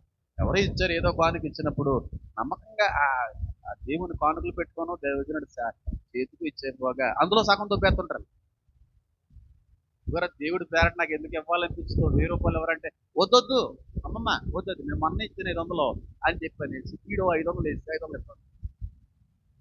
ఇలాంటి దొంగలు ఉంటారు. దేవుడు డబ్బు అంటే దొంగతనేటువంటి మాట కనపడకూడదు, రాకూడదు అంటానండి నేను. ఎంతమంది లేరంటారు? పారస్వామి గారు తిరిగిన దొంగలు ఎంతమంది లేరు? బ్యాంకులో పనిచేసిన దొంగలు ఎంతమంది లేరు? ఆటోల్లో తిప్పినటువంటి దొంగలు ఎంతమంది లేరు? ఆయనతో తిరుగుతూ ఆయన దేవుని ధనాన్ని దొంగిలించిన దొంగలో పాస్టర్లుగా చలామణి అవుతున్నటువంటి వ్యక్తులు ఎంతమంది లేరు? దైవజనుడి యొక్క కుమార్తె నమ్మకంగా దేవుడి యొక్క పనిని అప్పచెప్పినటువంటి పాపానికి పోయి ఆ సంఘాలను సైతం దోచుకున్నటువంటి దొంగలో ఎంతమంది లేరు? నమ్మకం ఉందంటారు వాళ్ళలో. దైవజనుడి యొక్క కష్టార్జితం, దైవజనుడి యొక్క చెమటోర్చినటువంటి సంఘాలి, అలాంటి సంఘాలని ఈరోజు నా కుమార్తె నా చేతికి అప్పచెప్పిందంటే ఎంత నమ్మకంగా ఉండాలి నేను? ఎంత యథార్థంగా ఉండాలి? ఎంత నీతిని నేను కొనుపరిచేటువంటి వ్యక్తిగా కనబడాలి అనేది పోగా నమ్మకంగా ఉండవలసిన వ్యక్తులే సంఘాలు దోచుకుని వెళ్ళిపోయిన వ్యక్తులు కూడా ఉంటారు. వీళ్ళందరూ పైకి బాగున్నట్టుగా కనబడతా ఉంటారు, తీర్పులో వాళ్ళు ఉండేటువంటి ఆ స్థలాన్ని వివరించడం కూడా నేను సరిపోదు. దైవజనరాలు కుమార్తెను దొంగిలించుతారు, దైవజనరాలు యొక్క నమ్మకాలను పాడు చేస్తున్నారు. ఆవిడిచ్చినటువంటి ఆ బాధ్యతలు సైతం గొప్పగా వినియోగించి నువ్వు ఎవరో మాకు తెలియదు అన్నట్టుగా జీవించిన వ్యక్తులు కూడా లేకపోతే నమ్మకంగా ఇదిగో బాబు ఈ పరిచయం నువ్వు చూసుకో, ఈ సంఘం నువ్వు చూసుకో, నేను కొంచెం ఇబ్బంది అవుతా ఉంది కదా అని అంటే ఆ సంఘాల మీద కొన్ని వేసాడని నా దగ్గర తెలదు కదా, ఆ సంఘాలను కూడా ఎగేసుకుని వెళ్ళిన వాళ్ళు ఉన్నారు. అలాగే దేవుడి పని, దేవుడి కష్టం, దేవుడి ధనం అంటే లేరండి. ఏమి చెప్పకూడదు. చాలా మంది వెళ్తారు కదా వీడియో, అయ్యో ఆ పాస్టర్ గారు ఇలా చూడండి అని అనుకుంటారు కనుక ఆ పేర్లు నేను చెప్పను. నమ్మకంగా పనిచేయ బాబు అని చెప్పి దేవుని యొక్క మనిషి ఒక సంఘాన్ని చెప్తే నీతో చెప్పి పని ఏముందరా అన్నట్టుగా సంఘాలని చెప్పి చెప్పకుండా అసలు మాట్లాడకుండా పేరు మీద రాయించుకున్న సేవకులు ఈ వెనకాల తిరిగిన వాళ్ళు ఉన్నారండి.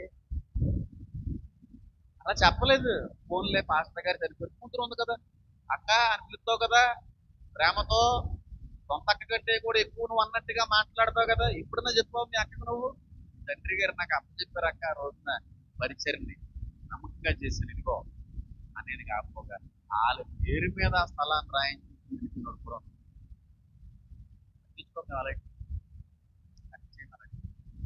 పొరపాటును కూడా వాటి గురించి తలంచుకోవడం కూడా అనవసరం.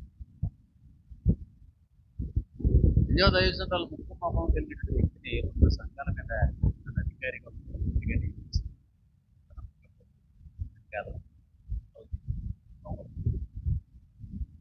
పైకి వీళ్ళందరూ కూడా పారాస్వామి గారి దగ్గర పొయ్యి పక్కన పొయ్యి ఎట్టొద్దురా బాబు అన్నటువంటి బోధలు విన్నటువంటి వ్యక్తులే తండ్రి గారి యొక్క పరిచయం దొంగిలించినటువంటి దొంగలు అనేక మంది లేకపోలేదా? వీళ్ళందరూ ఖచ్చితంగా తీర్పులో నిలబడరని అనుకుంటున్నారా? ఖచ్చితంగా నిలబడరు, అందులో సందేహం లేదు. ఎంతో మంది దొంగల్ని చిన్నప్పటి నుంచి చూసిన పరిచర్యగా కుటుంబంలో నేను నాకు తెలుసు దొంగలు ఎలా ఉంటారో, సేవలో దొంగలు ఎలా ఉంటారో, పరిచయంలో దొంగలు ఎలా ఉంటారో, విశ్వాసంలో దొంగలు ఎలా ఉంటారో బాగా తెలుసు. నాకు మంచి తరిపేది ఉన్నప్పటి నుంచి జాగ్రత్తగా ఉంటారు. దేవుడు డబ్బు దగ్గరే చాలా జాగ్రత్తగా ఉంటారు. వాటి బాధ్యతలు ఒకవేళ దేవుడు ధనాన్ని నీ చేతిలో పెడితే ఓపేతో చుట్టా లెక్క చెప్పగలిగేటువంటి విశ్వాసంగా ఉంటారు. అంతేకాని దొంగిలించేసి ఎవరు చూడాలి అన్నట్టుగా కాదు, తలపన పడిపోతారు. ఈరోజు సేవకుల రూపంలోనే దేవుడు ధనాన్ని సేకరిస్తూనే దొంగలుగా జీవితాన్ని కొనసాగించేటువంటి వ్యక్తులు అనేక మంది కనబడతారు. దేవుడు డబ్బుని సేకరిస్తూ ఉంటారు. ఏ కారణాలు కేంద్రాలకు ఇవ్వాలండి, పేదల కొరకు సేకరిస్తున్నామండి, మణిపూర్లో జరిగినటువంటి హింసలకి మన వంతు సహకారం ఏదన్నా చేయాలని చెప్పి సంఘ బిడ్డల దగ్గర సేకరించినటువంటి డబ్బును అంతటిని కూడా ఎంత నమ్మకంగా వినియోగించాలంటే, మణిపూర్ కొరకు సేకరించినటువంటి డబ్బు అంతా కూడా మణిపూర్ కొరకు వినియోగించినటువంటి సేవకులు ఉన్నారంటారా? ఉన్నారా? ఏమో ఉన్నారంటే నేను నమ్మను. మణిపూర్ వెళ్తున్నాము, మణిపూర్ క్రైస్తవులు అందరూ ఇబ్బంది పడుతున్నారు, మన వంతు సహకారం మనం అందించాలి, ఎవరికన్నా ఇవ్వాలి అనేటువంటి ఆలోచన కానీ ఉంటే మీ వంతు సహకారాన్ని అందించండి అని చెప్పి గోల్డ్ అంత దేవుని డబ్బును సేకరించి ఏ కారణాన్ని బట్టి అయితే ఆ డబ్బును సేకరించారో ఆ వ్యక్తులకి ఆ డబ్బుని ఇవ్వకపోగా అందులో 20-30% దొంగిలించేటువంటి సేవకులు చాలా మంది ఉన్నారు. పేరు చెప్పండి. నేను ఎప్పుడన్నా అన్నా మణిపూర్ దగ్గరికి మన వంతు సహకారం అందించాలని ఎప్పుడన్నా అన్నాను? ఒకే ఒక్కసారి అన్నాను. ఏ విషయంలో అంటే ఏదో విషయంలో సంఘం అంతా కలిపి 10,000 అందించారు. వెంటనే ఇచ్చేయడం కూడా జరిగింది. ఏదో ఒక విషయంలో తండ్రిని కోల్పోయిన పిల్లడికి ఏదైనా చేద్దాం. ఒకే ఒకటే, ఎప్పుడో పరిచయకి రాకుండా పరిచయంలో. మణిపూర్ అంటాడు, పేదలు అంటారు, దరిద్రులు అంటారు, ఆర్ఫనేజ్లు అంటారు, అనాథాశ్రయాలని చెప్పి వచ్చి ఫౌండేషన్ అంతానేమో వీళ్ళ కోసమే వినియోగిస్తున్నాం అన్నట్టుగా బిల్డప్ ఇస్తూ 20% ఏమో వాళ్ళ కోసం వినియోగించి 80% మింగేసేటువంటి పందుకొక్కలు ఉన్నాయి సావుకుల రూపంలో. ఫౌండేషన్లకి వెనకాల వీళ్ళకి చూపించేదంతా కూడా అనాథల్ని, అనాథాశ్రయాన్ని, పేదల్ని, గిరిజనుల్ని, లేని వారిని, వీళ్ళందరినీ చూపించి బోల్డ్ అంత ఫౌండేషన్ ధనాన్ని దొంగిలించి వాళ్ళ నిమిత్తం ఖర్చు చేయవలసిన పూర్తి ధనాన్ని ఖర్చు చేయకపోగా 10% ఖర్చు పెట్టి 90% మింగేసే పందుకొక్కలు ఉన్నారండి. పాస్టర్ల రూపంలో పేదలను అడ్డు పెట్టుకొని, గిరిజనులను అడ్డు పెట్టుకొని, లేని వాళ్ళని అడ్డు పెట్టుకొని, దీనులను అడ్డు పెట్టుకొని, అనాథులను అడ్డు పెట్టుకుని డబ్బులు సేకరించి మీరిచ్చే ప్రతి రూపాయి కూడా వారి కోసం వినియోగిస్తున్నాం అన్నట్టుగా నటిస్తూ 100లో 10 రూపాయలు ఖర్చు పెట్టి 90 రూపాయలు తినే దరిద్ర కొట్టేదాళ్ళు ఉన్నారు. వాళ్ళే పాస్టర్లో. అది ఆదగలేదు, అది నాకు అవసరం లేదు. బోల్డ్ అన్ని అవకాశాలు ఉన్నాయి, బోల్డ్ అన్ని పొరపాటును కూడా వాటిని రిసీవ్ చేసుకోవడం పరిస్థితి. బోల్డ్ అంత ఛానల్ ఉంది, దేవుడు ఇచ్చాడు నాకు ఆ ఛానల్. అసలు ఎప్పుడు నాకు ఇచ్చిన దానిలో నమ్మకంగా నా వంతు నాకు నలుగురు సహాయం చేయడమే తప్ప ఎవరొకరి దగ్గర నుంచో ప్రత్యేకంగా నేను తెచ్చుకుని సహాయం చేసిన అనుకోలేదు. ఎవడన్నా ఆగిపోతాను. అంత దరిద్రులు ఉన్నారమ్మా. ఫౌండేషన్లు ఎలా వచ్చి పడిపోతున్నాయి. ఆ బీజేపీ ప్రభుత్వం తీసుకున్నటువంటి నిర్ణయాల్లో తప్పు లేదు. దేవుని అడ్డు పెట్టుకుని, పేదలను అడ్డు పెట్టుకుని పందుకొక్కుల్లాగా సేకరించేటువంటి, తినేసేటువంటి సేవకులు ఉన్నారు. వీళ్ళందరూ కూడా దేవుడు చేతిలో వాడబడుతున్నట్టుగా నటిస్తూ ఉంటారు. కానీ కాదు, వాళ్ళందరికీ దేవుడు ఆ పదవిని ఇచ్చాడు కదా, ఆ బాధ్యతని ఇచ్చాడు కదా, కథానాధారుడిగా. ఎంత నమ్మకంగా ఉండాలి డబ్బు విషయంలో, ఎంత నమ్మకంగా ఉండాలి డబ్బు విషయంలో.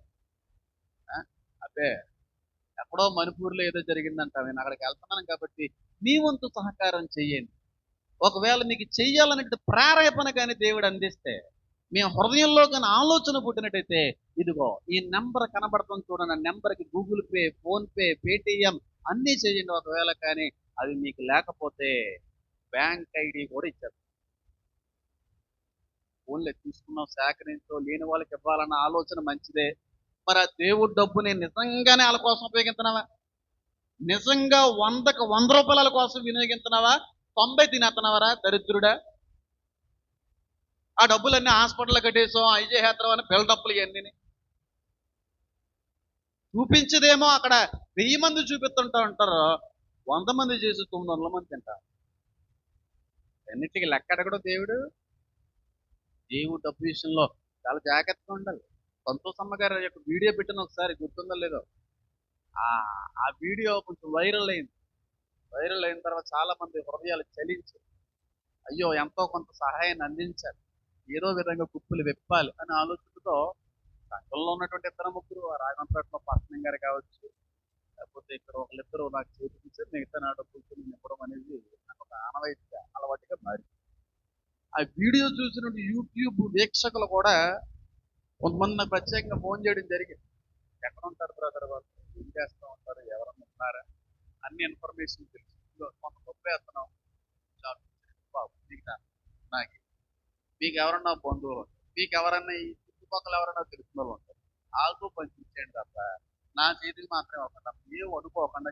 ఎందుకంటే ఎందుకు వచ్చింది, ఆ పేరు నాకు రావడం ఇష్టం లేదు. ఆ ముసలిదాన్ని అడుక్కునే దాన్ని అడ్డు పెట్టుకుని సంపాదిస్తున్నాడు అనే పేరు కూడా వస్తుంది మళ్ళీ తర్వాత రోజుల్లో. అలాగే ఏదైనా చేయాలనుకోండి మీరు చేసి. అయితే గుంటూరు నుంచి ఒక అమ్మగారు సిస్టర్ గారు ఫోన్ చేసే పేరు నేను మర్చిపోయిన, ఆవిడ పేరు జ్యోతి గారు అనుకుంటారు. మీకు కాంటాక్ట్లో ఉంటారు ఓల్డ్ మంది. ఏమవసరం లేదో చెప్పండి, ఏం కావాలో చెప్పండి, కొంతమంది ఉంటారు అవసరం అయితే ఏం ఇస్తామంటే ఎంత టకటకటక చేస్తూ అదుకోవచ్చు కావచ్చు, ఉన్నదే కరెంట్ లేదు, ఇల్లే లేదని బిల్డప్ ఇచ్చి మొత్తం పెట్టారు. వాడు ఫోన్ చేసి కొంత ధనాన్ని వేస్తానన్నారు, ఏ యుద్ధానన్నారు, ఏ యుద్ధమ్మా మీరు ఎవరైనా ఉంటే పంపించుకొని ఇచ్చుకోనంటే, లేదు లేదని మీరు గుంటూరు నుంచి రావాలి సార్, ఎక్కడ అవుతుంది సార్, మీకు ఇచ్చేస్తాం ఏదో రకంగా చేయండి అంటే, నా భయం అది బాబు ఎందుకు వచ్చి తలనొప్పి ఎక్కువ పెట్టుకోకూడదు, ఇలాంటి అసలు కూరకూడదురా బాబు. అమ్మ ఐదో పని చేస్తారు, మీరు వెయ్యండి, వేసిన తర్వాత ఆ డబ్బు తీసి అక్కడికి వెళ్ళి ఫోన్ చేస్తాను, ఎంత తీసామో ఎంత ఇచ్చారో ఆవిడకి మీరు చెప్పండి, ఫోన్ ఎత్తాను. అయ్యి బాబు పాస్టర్ గారు నాకు నమ్మకమేనండి బాబు, అలాగే ఉండదండి బాబు, మీకు ఉండదు కానీ సమాధానం ఉంటుంది తల్లి. ప్రసన్న గారితో ఇప్పించి ఆ నెంబర్ ఆ వేసిన ఆవిడకి ప్రసన్న గారితో ఫోన్ చేయించి, అమ్మ నేను పలానా నీకు డబ్బులు పంపించినప్పుడు నేను చేసుకోవచ్చు మనసు హాయిగా లేదు. అది నా డబ్బు కాదు, దేవుడి డబ్బు. వాళ్ళు ఏ కారణం నిమిత్తం ఇచ్చారో ఆ కారణం నిమిత్తం మళ్ళీ ఆ వ్యక్తి చేతిలో పడేంత వరకు నిద్ర పట్టలేదురా బాబు. అక్కడి నుంచి మళ్ళీ ఫోన్ చేయించాను ఆవిడకి, ఇదిగోండి ఇస్తున్నామంటే చెప్పి చేయితే, సంతోషం బ్రదర్ మీలాంటి మాట చూడకపోయినా పర్లేదు కానీ అమ్మ భారత ఎంత జాగ్రత్తగా ఉండాలి, ఎంత భయం కలిగి ఉండాలి. పలుకూరుని అడ్డం పెట్టుకుని, గిరిజనులను అడ్డం పెట్టుకుని, పేదవాళ్ళని అడ్డం పెట్టుకుని, అనాథలను అడ్డం పెట్టుకుని ఏదో అనాథాశ్రయం నడిపిస్తున్నట్టుగా బిల్డప్ ఇస్తూ, క్రైస్తవ ఫౌండేషన్ నుంచి డబ్బుని ఆక్రమించుకొని సంపాదించుకొని పందుకొక్కుల్లా తినేటువంటి ఖజానాదారులు లేరంటారండి సేవకుల రూపంలో. బాగుపడతారని మీరు అనుకుంటున్నారేమో, అందరికంటే కూడా పెద్ద నరక స్థానంలో వాళ్ళే ఉంటారు. వాళ్ళే ఉంటారు. అందరూ దొంగలే అని అనట్లేదు, కానీ కొందరు మాత్రం దొంగ సేవకులే ఎడుతున్నారు, చేసేదంతా డబ్బు కోసమే. నాకు తెలియగడుతున్నానండి, వాక్యం చెప్పేటువంటి వ్యక్తికి ఏం అవసరం అండి, వాక్యం చెప్పేటువంటి వ్యక్తికి ఏం కావాలి, వాక్యం చెప్పేటువంటి ఒక సేవకుడికి, ఒక సువార్థికుడికి ఏం అవసరం చెప్పండి, ఏదుంటే వాక్యం చెప్పగలం చెప్పండి అమ్మా. నేను సేవకుడిని, ఒక సువార్థికుడిని, ఒక నాయకుడిని, ఇప్పుడు నాకు ఏం అవసరం, దేవుడు సువార్త ప్రకటించడానికి, దేవుడి దగ్గర సేవ చేయడానికి నాకేముంటే సరిపోతే పరిశుద్ధత, మరి ఇంకా ధైర్యమా చెప్పండి, బైబిలా అంతేనా, సరిపోదా సేవకుడికి, ఇంకైనా కావాలా, ఇంకొకటి చాలు, దేవుడి యొక్క వాక్యం చాలు సేవకుడికి తన బాధ్యత నమ్మకంగా చేయడానికి. అవసరం లేదు కదా అంతకంటే. నాసిగా రంధ్రాలు ఊపిరి ఉంటాయి చాలు, ఆ ఊపిరి ఉన్నంతకాలం ఈ వాక్యాన్ని ప్రకటించగలిగితే చాలు సేవకుడు. ఇది ఒక్కటే సరిపోతుంది సేవకుడికి, బ్రతకడానికి ఊపిరి, అందించడానికి బైబిల్లోని వాక్యాన్ని, దేవుని కృప. అంతకుమించి సేవకుడికి ఏం అవసరం లేదు. మరి సేవకులు యూట్యూబ్లో వాక్యం చెప్తా ఫోన్పే గూగుల్ పే నెంబర్లు ఎందుకు పెట్టుకుంటున్నారు, అదెందుకు, పాస్టర్ గారు గూగుల్ పే నెంబర్ ఎందుకండి యూట్యూబ్ ఛానల్స్లోనే. నేను మాట చెప్తున్నాను, ఎవరేమనుకోకండి, ఏ సేవకుడైనా సరే ఎంత గొప్పగా వాక్యం చెప్పేటువంటి వ్యక్తి అయినా సరే, వాళ్ళు బోధించేటువంటి వీడియోలో గూగుల్ పే, ఫోన్ పే అనేటువంటి నెంబర్ కానీ యాడ్ చేసేడా, ఆడు డబ్బు పిచ్చున్న సేవకుడే. నీకు ఒక సంఘాన్ని దేవుడు అప్పచెప్పాడు, నిన్ను పోషించడానికి దేవుడు ఒక పరిచయను అప్పచెప్పకుండా ఉండడు. ఆ పరిచయ మూలంగా పోషించబడాలి. అంతేకాని ఫోన్ పే, గూగుల్ పే నెంబర్లు ఎట్టి నీకు ఎవరికైనా కానుక వెయ్యాలంటే నెంబర్లకు వెయ్యాలంటే అని చెప్పి అడుగుతున్నావంటే నీకు అడుక్కున్న వాడికి పెద్ద తేడా ఏం లేదా.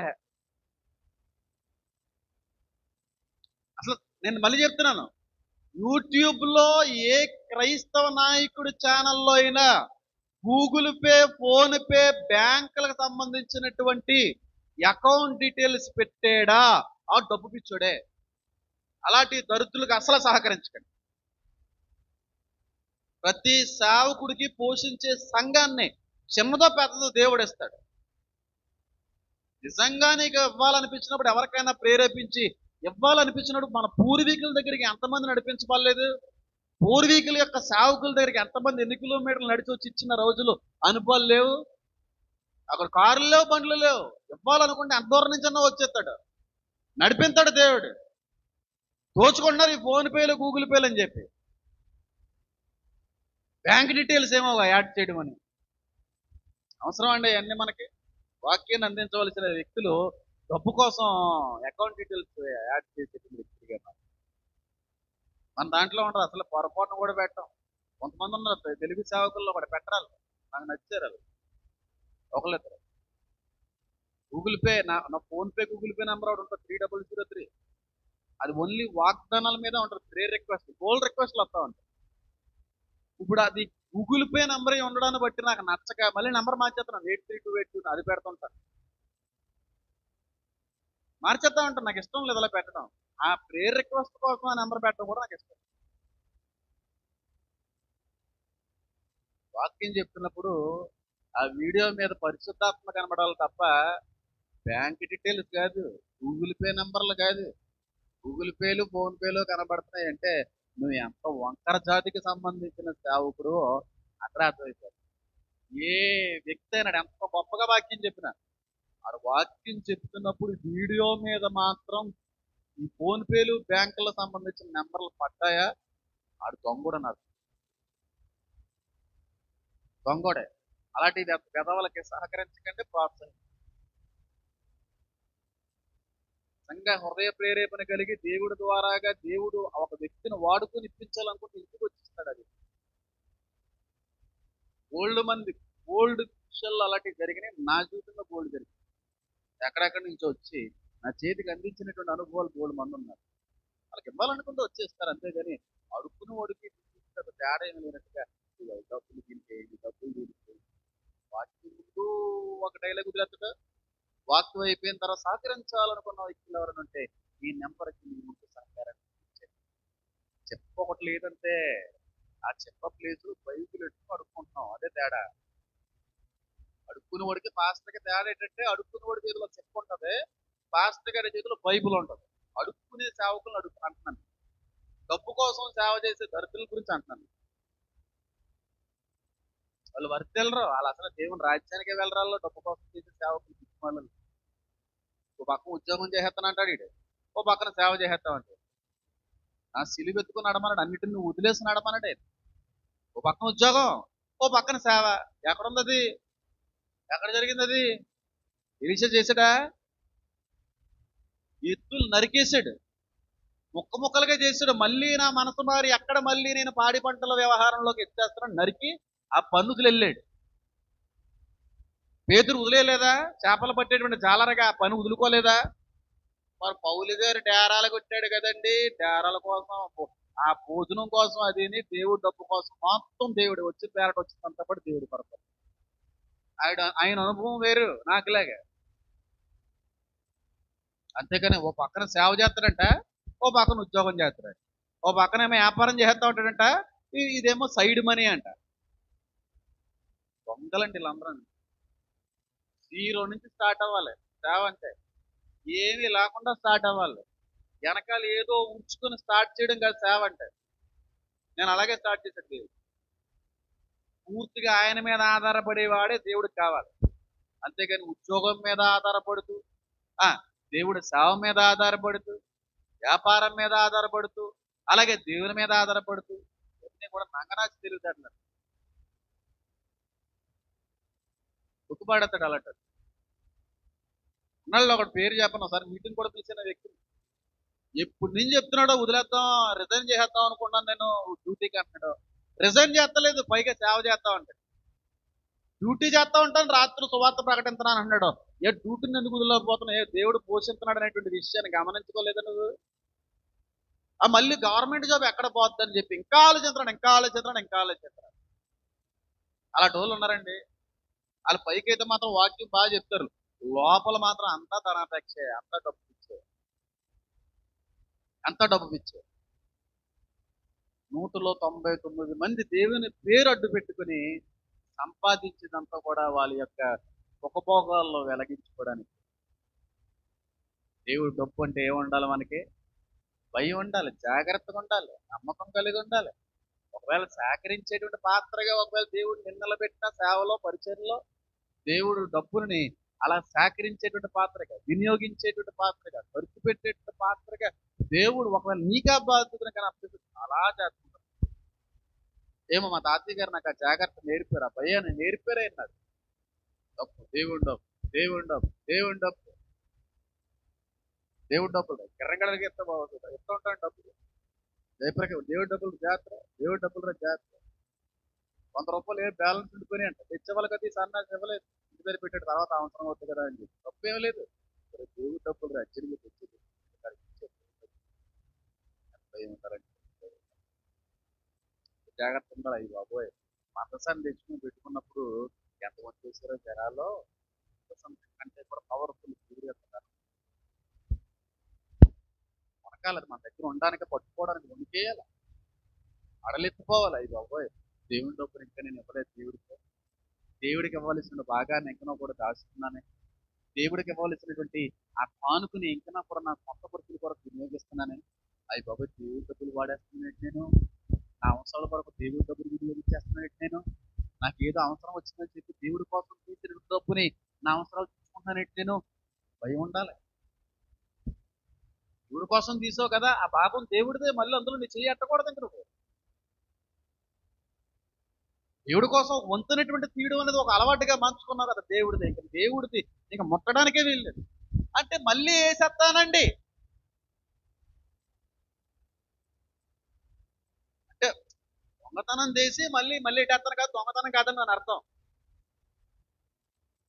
మా నాన్నగారు జోబుల్లో 2000 ఉన్నాయండి. 2000లో 1000 తీసుకుని అవసరం ఉండి మా నాన్నగారు చెప్పకుండా ఇప్పుడు మళ్ళీ పెట్టేసాను మా నాన్నగారు చూడకుండా. ఆ దొంగతనం అంటారా, నీతి గుణం అంటారా? చెప్పండి. మళ్ళీ పెట్టేశాం కదండి, మా నాన్నగారు తెల్ల కదా తీసుకున్నట్టు నేను. దొంగతనం వస్తుంది అప్పదా? చెప్పండి. ఎవరు తీసుకుంటే బాబా, అందరూ ఈ అనుభవంలో ఉన్న వాళ్ళు ఎలా ఉంటుంది? దొంగతనమే. అది నీ డబ్బు కాదు, అడగకుండా తీసుకోవడం దొంగతనం. ఆయన డబ్బును నువ్వు అడగకుండా పుచ్చుకోవడం అనేది దొంగతనం. దేవుని డబ్బు నిమిత్తం దేవునికి ఇచ్చి మళ్ళీ అందులో తెస్తా ఉంటాం అవసరాలండి. ప్రమాదం అది, ప్రమాదం. జాగ్రత్తగా ఉండాలండి. ఉన్నారా ఈ రోజున దేవుడి కానుక విషయంలో విశ్వాసం లేరా? దేవుడికి ఇచ్చేటువంటి విషయంలో నమ్మకంగా ఇవ్వగలుగుతున్నారా? దేవుడి యొక్క భాగాన్ని, దేవుడి యొక్క కానుక విషయంలో జాగ్రత్తగా నీ యొక్క కర్తవ్యాన్ని, సాక్ష్యాన్ని కాపాడుకుంటున్నారా? లేకపోతే దేవుడికి చెందవలసిన వాటిల్లో సైతం దొంగతనం చేస్తున్నారా? దేవుడు ప్రేరేపిస్తున్నాడు చాలాసార్లు, అమ్మ నీ వంతు సహకారం అందించాలి, నీ చేయి ఉండాల నాశపడుతున్నాను, నా పరిచయంలో నీ భాగం కనబడాలని ఇష్టపడుతున్నాను అన్నప్పుడు ఆ హృదయ ప్రేరేపణకు లోబడేటువంటి విశ్వాసంగా ఉంటున్నారా? లేకపోతే దేవుడి మాటను సైతం కాదు నా బాధ్యతగా ఉంటుంది అన్నట్టుగా దొంగిలించేటువంటి మనసాక్షి కలిగిన వ్యక్తులైతే పొందబడుతుంది. దేవుడు అంటే దేవుడిదే. జాగ్రత్త, భయం, ఊనికనేది ఉండాలి. పెట్టుకున్నారా అంతా నెట్టుకున్నారు, ఏదో బాగుపడతాం వాళ్ళకు ఉన్నదానికి తీర్చిపడతాం. ఏం బాగుపడరు వాళ్ళు? అనకూడదు. అన్ని పూర్తిస్తుంది వెళ్ళిన తర్వాత మన దగ్గర ఉండకూడదు. మన దగ్గరే అర్హత ఉన్న వాళ్ళే ఒప్పుకునే అర్హత. ఎవడు పడతాడు దేవుడు డబ్బు పడేసుకుంటే మొత్తం ఊడ్చేస్తాడు, ఇంట్లో కూడా దేవుడు. దేవుడికి ఇవ్వాల్సిన దేవుడికి, దేవుడి సన్నిధికి చేరవలసిన దేవుడి సన్నిధికి చేర్చి, దేవుడికి వెళ్ళవలసిన ఖజానాలో ఆ ధనాగారంలోకి నువ్వు ఇవ్వవలసినటువంటి భాగాన్ని ఇచ్చి, అంతే తప్ప దేవుడు డబ్బుని నీ దగ్గర పెట్టుకో. అస్సలు తర్వాత నీ ఏం ఉంటుంది నీ పెట్టుకో, ఏం చేస్తున్నా పర్లేదు.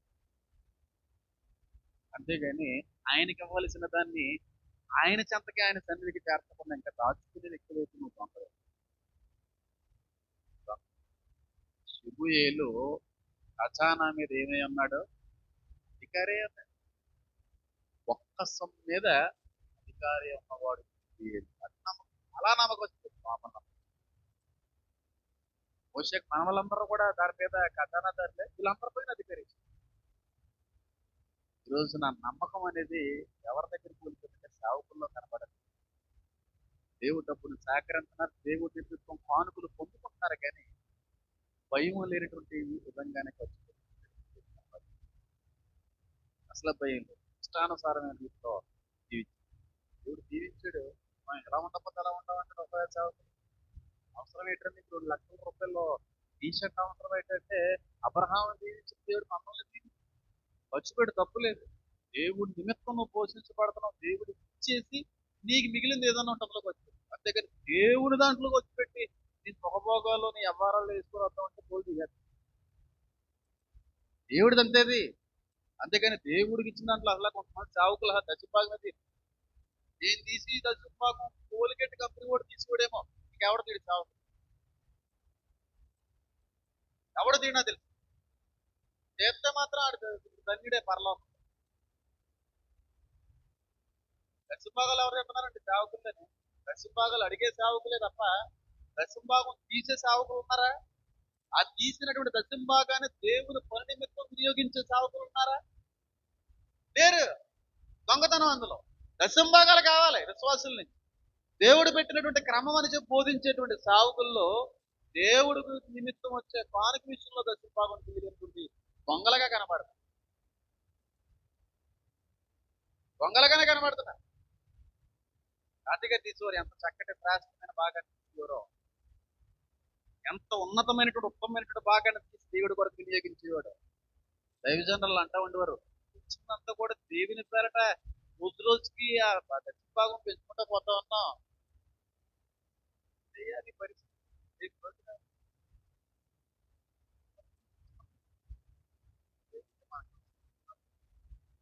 ఆయనకంటే ఎక్కువ తెస్తారు, ఆయనకంటే ఆయనకి మించి తెస్తారు.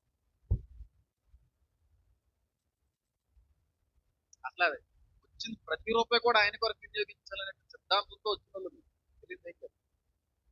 ఉన్న 1-2 సంవత్సరాలు తర్వాత దేవుడు పాపం వచ్చింది. తెచ్చినటువంటి ఆ బలిలో ఉన్నటువంటి అర్థంలోనే తినకపోతే తప్పు అన్నాడు దేవుడు. ఆ పేరట వచ్చి సేవకుడికి నువ్వు తినకపోతే తప్పు. అటుకులు కావచ్చు, ఫ్రూట్స్ కావచ్చు, ఏమో అర్థం దేవుడి పేరట సేవకుడు తినకుండా ఇచ్చేయడం తప్పు. దేవుడి పేరట వచ్చి అందరికీ లేని వాళ్ళకి ఇచ్చేవాడు. దేవుడు వచ్చిందని చూపించి అంతకే ఇబ్బంది పెట్టాడు. తప్పు చేస్తాను. అమ్మగారు కూడా మాట అన్న తర్వాత విని అప్పుడు ఏదో ఏదో తిని వచ్చేస్తానని చెప్పి ఇంకొక సాయంత్రం కావాలి.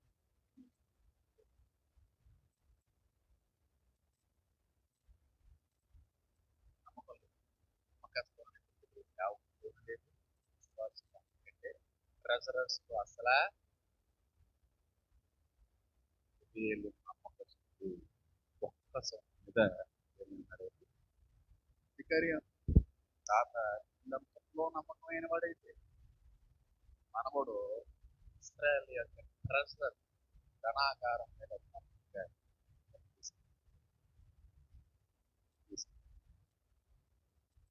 మనం కూడా దేవుడు అలాంటి బాధ్యత అలాంటి పారపరిస్థితులకు ధన్యత దేవత పోవాలని మనం చాలా నమ్మకంగా ఉంటారు. సేవకుడే ఏంటి సేకరించి మీటింగ్ల కొరకు మీరు సేకరించి, భోజనాల కొరకు మీరు సేకరించి, వ్యవసాయాల కొరకు మీరు సేకరించి అనే ధన్యత భాగ్యం ఇచ్చాడంటే ఇచ్చిన వ్యక్తికి దేవుడికి తప్ప ఎవరికి తెలకూడదు. సేకరించి కూడా రాసుకుని ఎంత ఇచ్చారు ఈ బెల్లం అడుగుతూ ఉంటుంది. వాళ్ళు ఎంత ఇచ్చారు అది డోలు ఇచ్చిందా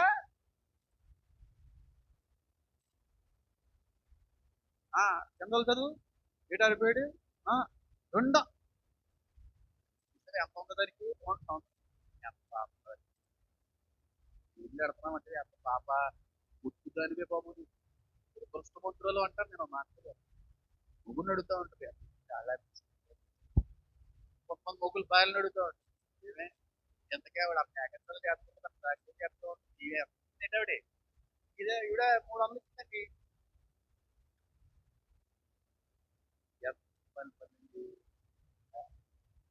ఎవరికి తీసుకొచ్చింది చేతి కూడా తెలియకూడదు అన్నాడు. అలాంటి బాధ్యత ఇస్తే అలాంటి అధికారి బాధ్యత ఇస్తే వచ్చిన పేర్లు అన్ని చూస్తా ఎవరెవరు తీసుకురని చెప్పారు చేరదీస్తా తీసుకుపోతారంట. వచ్చిన పానుకులు తీరాడతారా దరిద్రులారా. ఎవరెవరు ఇచ్చారో మళ్ళీ నలుగురు చాటేయాలా దరిద్రులారా. ఆవిడ అడగడానికి సిగ్గులేదు, చెప్పడానికి నీకు సిగ్గులేదు కదా. నేను సేవలోకి వచ్చిన తర్వాత ఎవరో ఏదో చేసారే కదా మొత్తం ఆయన క్యాన్సిల్ చేసి పడేసాను. అసలు అలా ఉండకూడదు. రిజర్వ్స్ అనే వాళ్ళు ఉండకూడదు. రాగంపేట ఆమోస్ ఆయనకి ఒకసారి అదే చెప్పారు. ఎవరేం ఇచ్చారన్నది దేవుడికి మాత్రమే కదా. రాయకండి ఏదన్నా మీటింగ్ పెట్టండి రాయకూడదు. అట్లా ఒకవేళ రాస్తే మొత్తం బ్యాక్ చేసి దైవజనుడికి ఇంకోసారి చెప్తారు మన నమ్మది పద్ధతి వాక్యానుసారమైన క్రమం. అందుకని ఎవరు ఎంత ఇచ్చారు ఎంత పొరపాటుని వచ్చి నీకంటే ఎక్కువ ఉంటారు కొంతమంది. ఇచ్చిందండి వెయ్యేంటి మంది అని అంటారా.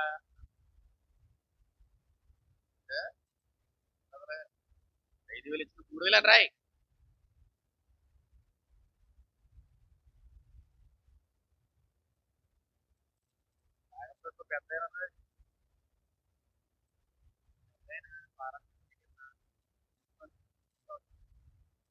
పెద్ద సొసైటీ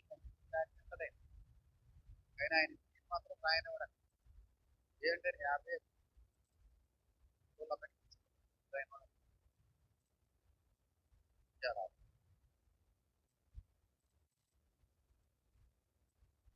లోపల కట్టే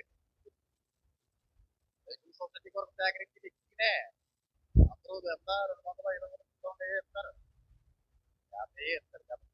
ఆయన కూడా పడిపోతుంది కదా మరి. అలా చేయబోతున్నారు దొంగలు.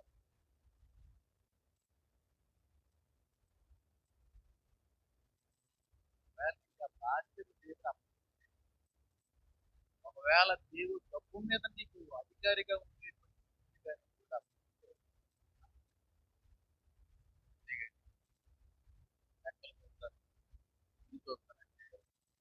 ఆ బాధ్యత కట్టేదో పక్కన పెట్టి ఆర్థిక దేవుడు డబ్బుని ఎవడు వాడతాడో దేవుడు డబ్బు చూస్తే ఎవడైతే అజాగ్రత్తగా ఉంటాడో వాళ్ళు ఆర్థికంగా పోగరు.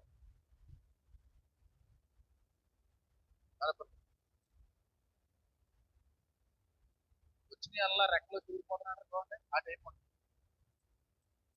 ఎందుకంటే మాలో కూడా ఒకప్పుడు అలాంటి అనుభవాలు కనపడి ఉండొచ్చు. వెనకాల ఎవరో దేవుడు డబ్బు చాలా జాగ్రత్త అంటే జాగ్రత్త నమ్మకస్తులే ఉంటుంది. ఒకవేళ అలాంటి బాధ్యత నమ్మకంగా చిన్న వ్యక్తికి జీవించినప్పుడు ఎవరికి తెలియకుండా శాఖ బయటికి తీసి అలిచినంత ఆయన చిక్కిపోతుంది చిక్కిపోతుంది ఎవరో నమ్మకం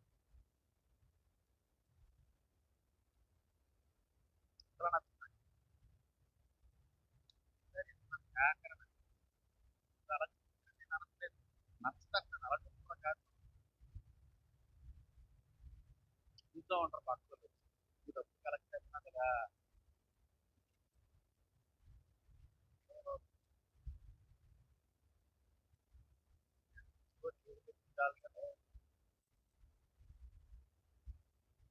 తీసుకోండి, ప్రార్థన చేసుకోండి. నా దేవ, నా తండ్రి,